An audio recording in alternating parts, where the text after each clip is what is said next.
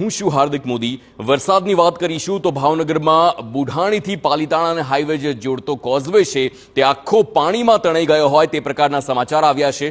શિહોરમાં ધોધમાર વરસાદથી પાલીતાણાનો મુખ્ય કોઝવે પાણીમાં ગરકાવ થયો।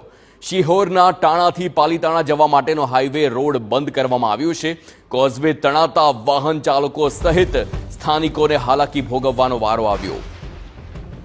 તો હાલ જે કોઝવે છે તે તણાઈ ગયો છે અને શિહોરમાં જે પ્રમાણે ધોધમાર વરસાદ થયો અને તેના કારણે પાલીતાણાનો મુખ્ય કોઝવે પાણીમાં આખો ગરકાવ થઈ ગયો।